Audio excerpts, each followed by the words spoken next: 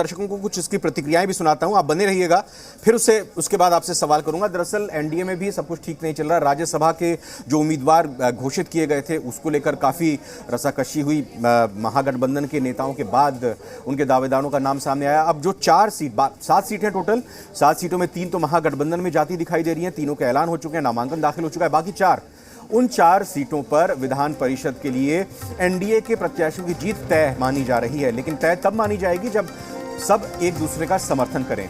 Formula JDU की तरफ से वही 50-50 वाला कहा जा रहा है कि आधी आप बीजेपी लीजिए और आधी हमारे प्रत्याशी। इसके हिसाब से 2-2 प्रत्याशी दोनों की होंगे। लेकिन बीजेपी का कहना है कि अब चीजें आगे बढ़ रही हैं और 3 प्रत्याशी बीजेपी के होने चाहिए और 1 प्रत्याशी जेडीयू का होगा।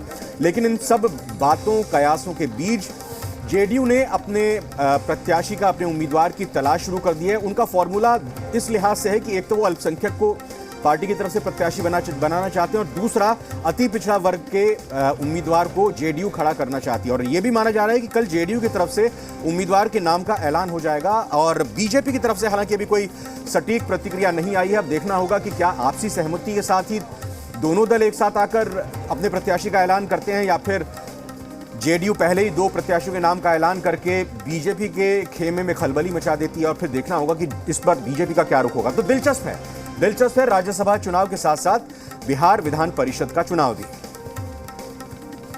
देखिए, राष्ट्रीय जनता दल ने सबसे पहले अपने प्रत्याशियों की नामों की घोषणा की और सबसे पहले हमने नॉमिनेशन भी किया।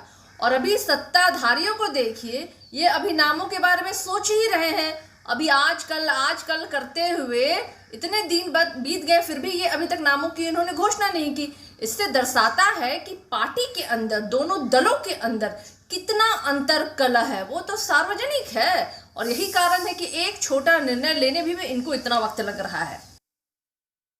जदयू वाले पहले ये तो बताएं कि एमएलसी चुनाव में भाजपा उन्हें कितनी सीटें दे रही हैं। 2 सीटों के लिए तो गिड़गिड़ा रहे हैं और भाजपा 1 से ज्यादा देने को तैयार नहीं है। भाई कौन कितनी सीटों पर लड़ रहा है ये तो स्पष्ट हो।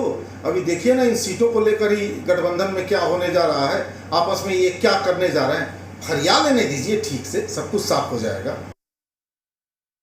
आज तो 6 तारीख की शुरुआत है, 9 तारीख आखिरी समय है नॉमिनेशन करने को। एनडीए के तमाम उम्मीदवार सबके सामने होंगे, इसमें कहीं चिंता का विषय नहीं है या पॉलिटिक्स का गुंजाइश भी नहीं है। लेकिन फिर भी कुछ लोग अगर सवाल उठाते हैं या राजद के लोग कहते हैं कि हमने कह दिया, तो ये कोई रेस थोड़ी है कि आपने कर दिया हमने नहीं किया, आप फर्स्ट हो गए, आप हम सेकंड हो गए। अरे भाई, कोई भी कैंडिडेट आप चाहे फर्स्ट में करें या सेकंड में करें या थर्ड में करें, नॉमिनेशन ही करना है ना। जो 9 तक बचा हुआ है कर लेंगे। यह ठीक है कि आरजेडी ने घोषणा कर दिया, क्योंकि वो बाप बेटों की पार्टी है। कोई लोकतांत्रिक प्रणाली नहीं अपनाया जाता है।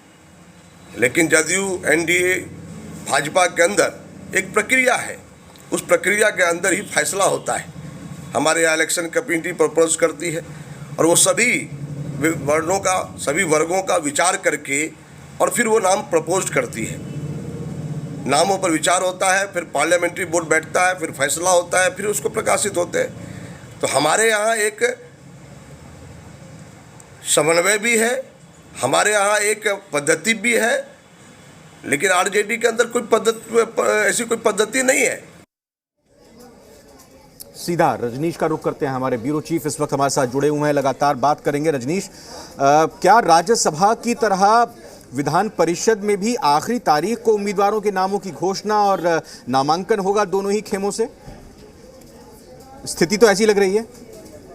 देखिए, राजनीतिक पार्टी चाहे दावेदारी जो करे कि हमारे यहाँ सब कुछ ठीक है या फिर समय पर सब कुछ हो जाएगा, लेकिन राजनीतिक पार्टियों में और ख़ास तौर पे जो अगर घटक दल है, अगर गठबंधन है, तो उसमें खींचतान होना लाजमी भी है और हो भी रहा है। तो जाहिर तौर पे ऐसे में हर कोई राजनीतिक पार्टी ये चाहता है कि वो ज़्यादा से ज़्यादा अपने लोगों को ऑबलाइज कर सके, उनके जो साथ जुड़े हुए कार्यकर्ता या फिर नेता हैं तो उन्हें उस तरीके से राजनीतिक महत्व मिले और इसके जरिए वो अपने जो उनके जनाधार है उसमें एक संदेश देने की कोशिश करे। तो इसी तरीके से जेडीयू एक और जहाँ पे मुस्लिम और अति पिछड़े की बात जो है वो समीकरण के तहत कह रही है, उसी तरीके से 3 जो उम्मीदवार हैं उसके अंदर खाने की अगर बात करें तो बीजेपी ने भी अपनी सामाजिक रोक रहा हूं रजनीश, क्योंकि देखिए झारखंड में भी डेवलपमेंट लगातार हो रहे हैं और हम सीधा देवघर अपने